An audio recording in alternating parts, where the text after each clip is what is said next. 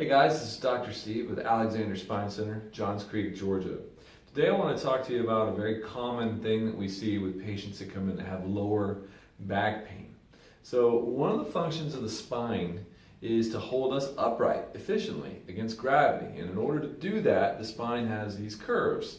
When you look at the lower back, the curve is supposed to be going forward, what we call a gentle lordosis, right? Sometimes what you see is too much of that curve, like this, which tends to compress the joints together. It tends to ultimately pinch the discs in the back right around the areas where the nerves exit to go out into the body.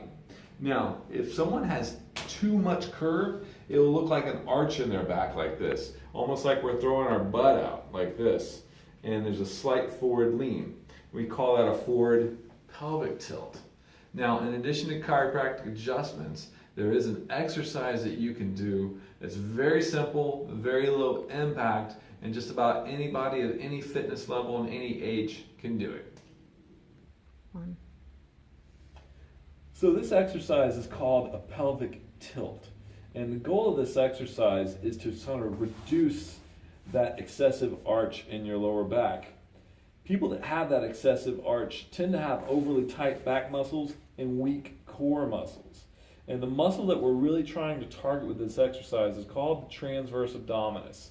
It goes from these ribs all the way down to the bottom of the pelvis, and it attaches to many of the other abdominal muscles, and it works in conjunction with the spinal muscles. So learning how to engage this muscle is an important part of rehabilitating somebody's spine.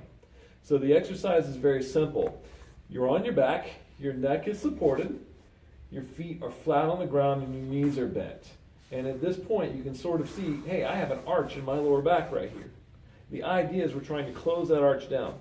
So we're going to engage our abdominal muscles by pulling straight through our belly button to the point where we're now flattening our backs out into the ground. Now I can no longer get my hand between my back and the floor.